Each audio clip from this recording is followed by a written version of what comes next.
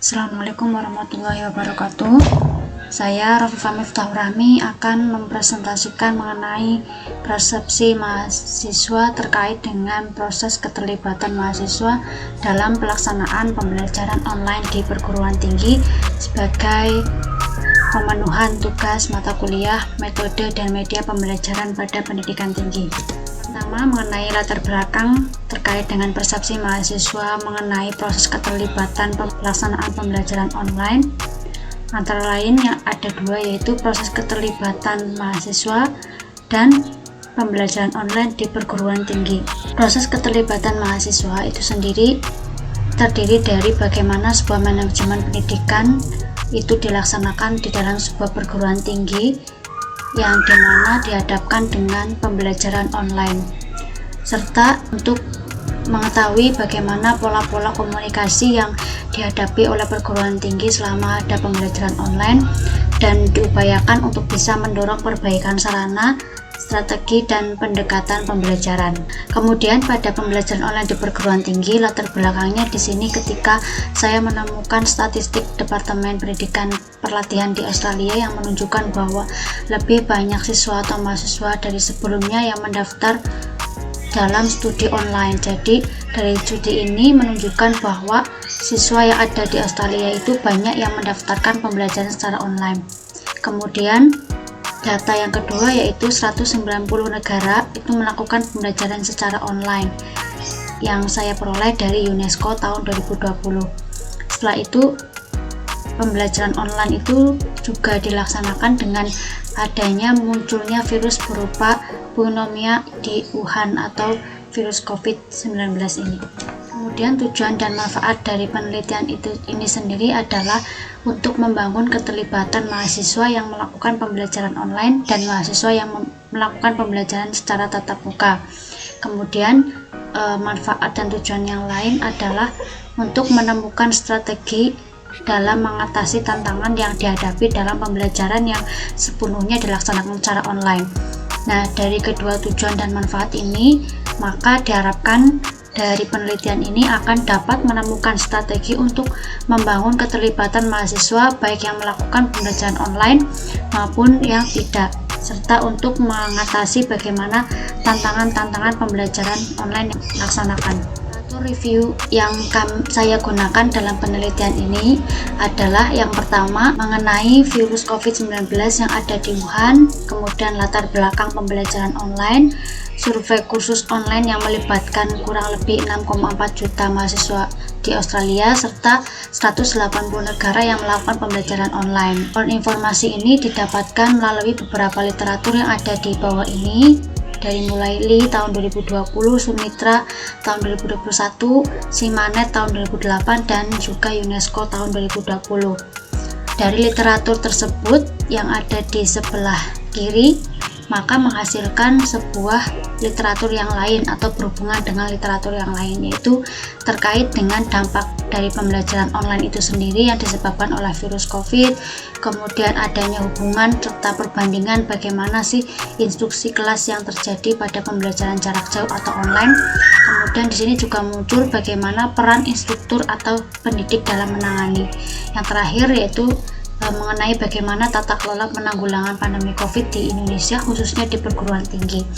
Ini juga saya mendapatkan dari 4 sumber literatur di tahun 2014 sampai di tahun 2020, di mana kedua literatur tersebut membentuk sebuah tema atau topik yang ingin kami teliti, yaitu pelaksanaan pembelajaran online yang ada di perguruan tinggi. Untuk literatur selanjutnya mengenai proses keterlibatan mahasiswa adalah saya menemukan adanya keterlibatan mahasiswa secara umum, kemudian bidang keuntungan kognitif apa saja yang ada dalam pembelajaran online, serta adanya keterlibatan mahasiswa yang membutuhkan investasi psikologis maupun juga emosional.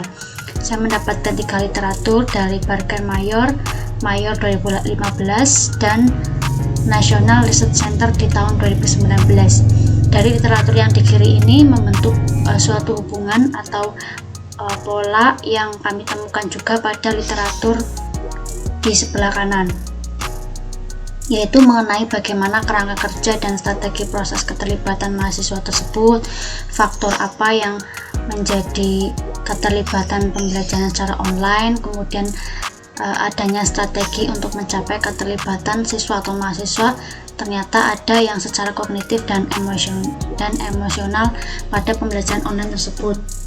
Nah, dari ketiga literatur ini yang berhubungan, saya juga menemukan di 3 sumber yang berbeda di tahun 2020 dan 2021. Dari kedua literatur review yang berhubungan ini menghasilkan sebuah topik atau tema mengenai bagaimana proses keterlibatan mahasiswa. Kemudian metode penelitian yang akan kita gunakan yaitu kualitatif deskriptif. Kami mengambil dari sumber yang dimiliki oleh Mayor 2013 yang bertujuan untuk mengeksplorasi konsep keterlibatan siswa itu sendiri dalam pembelajaran online. Nah, dengan melibatkan beberapa pertanyaan penelitian kami, yaitu bagaimana siswa atau mahasiswa itu mendefinisikan keterlibatannya, kemudian bagaimana siswa atau peserta didik tersebut mendefinisikan keterlibatan dan kursus online atau dalam kursus online. Yang ketiga yaitu mengenai bagaimana sih fitur atau pembelajaran online yang menurut siswa atau peserta didik itu menarik. Kemudian rencana penelitian kami yaitu mempelajari dan mengkaji berbagai macam faktor atau fenomena yang dialami oleh individu atau kelompok dalam pembelajaran secara online. Di sini ada beberapa sumber yang sudah saya cantumkan, dimulai dari tahun 2004, ada tahun 2017, 2013 sampai di tahun 2021. Dari rencana penelitian ini ada 4 tahap yang sama-sama kita mendalami berbagai macam sumber literatur review yang akan dijadikan sebagai rencana sebuah penelitian yang akan dilakukan. Selanjutnya, identifikasi masalah dari 2 topik tema yang akan menjadi penelitian, dimulai dari permasalahan dan tantangan pembelajaran online itu sendiri adalah yang pertama, ternyata munculnya wabah COVID-19 yang saya ambil dari sumber Nyali tahun 2020 dan adanya kebijakan dan sistem pendidikan yang baru yang tentunya antara wabah COVID-19 dan kebijakan pendidikan itu sangat mempengaruhi dan tidak sedikit menimbulkan permasalahan dan tantangan tersendiri dalam pembelajaran online.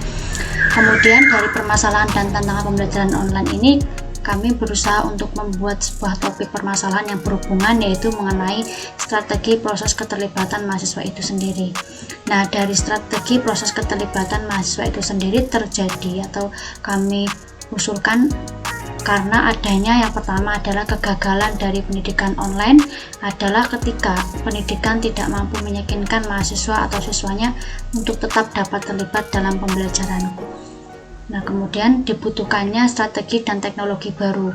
Dari kedua permasalahan inilah yang membentuk sebuah topik penelitian, yaitu bagaimana kita memiliki atau mempelajari strategi-strategi dalam proses keterlibatan mahasiswa untuk tetap melaksanakan pembelajaran online dan tidak mengalami kegagalan dalam pendidikan. Itu yang dapat saya sampaikan. Kemudian saya akan menyampaikan refleksi dari mata kuliah metode dan media pembelajaran. Banyak ilmu pengetahuan yang sudah saya pelajari dari mata kuliah ini yang tentunya sudah banyak yang saya juga ikut aplikasikan ke dalam pembelajaran. Yang pertama yaitu mengenai apa itu pendidikan dan hubungannya dengan media pembelajaran. Kami mempelajari berbagai macam media-media pembelajaran, kemudian kami juga diberikan tugas mengenai bagaimana penggunaan media pembelajaran, kemudian apa saja manfaatnya, dan kemudian kita juga di sana mencoba atau diberikan sebuah pengalaman untuk praktek dengan metode project based learning. Kemudian yang tentunya itu menggunakan fitur-fitur yang menarik. Yang keempat yaitu kita belajar juga mengenai strategi pembelajaran tentang generasi post milenial. Di sini kita belajar bagaimana sebuah pendidikan atau pembelajaran yang dilakukan pada setiap generasi, baik generasi X maupun generasi Z itu sangat berbeda. Nah, dari perbedaan tersebut ada beberapa strategi yang perlu dipelajari. Nah, dari perkuliahan ini kami belajar tentang strategi mengenai pembelajaran apa yang cocok untuk generasi post milenial. Kemudian yang kelima adalah mengimplementasikan media pembelajaran online. Dari media pembelajaran dan macam-macam jenis media pembelajaran yang sudah kita pelajari, itu kemudian diimplementasikan serta dipraktekkan dalam kehidupan sehari-hari atau dalam sistem penugasan, di mana kita juga harus tahu dari media pembelajaran online itu implementasinya apa, dampaknya apa, dan bagaimana kita bisa mengelola dalam penggunaannya. Setelah itu kita juga diberikan kesempatan untuk membuat jurnal mengenai media dan metode pembelajaran seperti yang sudah saya sampaikan tadi di atas, bahwa dalam pembuatan jurnal atau artikel atau bisa dibilang proposal penelitian itu kita bisa melihat fenomena-fenomena permasalahan tentunya yang berhubungan dengan media dan metode pembelajaran untuk kita teliti dan kita kaji. Selain itu, setelah kita melakukan proposal penelitian atau membuat artikel, kita juga diajarkan bagaimana membuat literatur review dan mencari jurnal-jurnal yang saling berhubungan untuk penelitian atau proposal penelitian yang kita ajukan terkait dengan media dan metode pembelajaran. Dari materi yang sudah kami pelajari atau yang saya pelajari dari mata kuliah ini, ada berbagai manfaat yang saya peroleh. Tentunya dari keenam ini lebih banyak dari 6 yang saya tuliskan, tapi saya secara garis besar saya jelaskan mengenai 6 manfaat yang bisa saya peroleh. Yang pertama, tentunya karena saya sebagai seorang pendidik juga, maka saya belajar bagaimana cara saya mengajar dengan yang lebih menarik, karena apa yang sudah kita ajarkan pada hari ini kemungkinan itu sudah tidak relevan atau tidak sesuai dengan apa yang kita akan ajarkan minggu depan atau bahkan hari esok gitu. Apalagi ketika kita mengajarkan anak-anak, jadi setiap mengajar itu harus memiliki suatu tema atau konsep yang menarik dari pembelajaran sebelumnya. Kemudian yang kedua, manfaatnya juga makna dari materi yang dipelajari itu akan lebih jelas dengan menggunakan media dan metode. Yang ketiga, pembelajaran itu sendiri dengan menggunakan media dan metode, maka kita akan belajar bagaimana sebuah pembelajaran itu bisa berpusat kepada peserta didik. Pembelajaran bisa berpusat kepada peserta didik, ini berfungsi agar semua peserta didik atau mahasiswa itu nantinya akan bisa ikut terlibat dalam proses pembelajaran. Berbeda dengan teacher center learning, di mana guru hanya sekedar memberikan pembelajaran tanpa adanya proses keterlibatan dari peserta didik itu sendiri. Kemudian yang keempat yaitu long life learning. Dari media dan metode pembelajaran yang sudah saya pelajari, saya mendapatkan sebuah manfaat bahwa menjadi seorang pendidik itu harus mau belajar sepanjang masa atau sepanjang hayat, karena setiap pengetahuan teknologi itu selalu berkembang di setiap masa, apalagi terkait dengan teknologi pembelajaran. Kemudian yang kelima yaitu manfaatnya terkait dengan adanya fungsi kognitif dan kompensatoris. Nah, di sini proses kognitif atau fungsi kognitif itu sendiri yang dapat saya rasakan adalah bagaimana kita bisa berpikir mengenai strategi dan apa yang bisa memudahkan dalam sebuah pembelajaran. Kemudian fungsi kompensatoris itu sendiri merupakan fungsi atau manfaat di mana kita itu bisa membantu atau menyerap sebuah ilmu atau materi itu lebih mudah, atau sebuah informasi itu lebih mudah. Dari fungsi kognitif dan kompensatoris ini tentunya sangat berhubungan, di mana kita juga bisa mengetahui strategi, serta kita juga bisa mengetahui apa yang bisa kita lakukan untuk mempermudah strategi tersebut.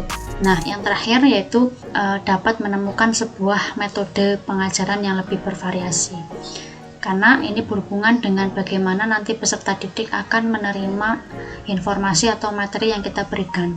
Dengan kita tahu metode pengajaran yang bervariasi, maka mahasiswa atau peserta didik yang akan kita ajar, mereka akan lebih antusias dan memiliki motivasi untuk belajar. Oleh karena itu, saya rasa pembelajaran atau mata kuliah, media dan metode pembelajaran ini sangat bermanfaat untuk kita bisa terapkan baik nanti sebagai seorang pendidik maupun sebagai tenaga kependidikan. Itu saja yang dapat saya sampaikan. Terima kasih. Assalamualaikum warahmatullahi wabarakatuh.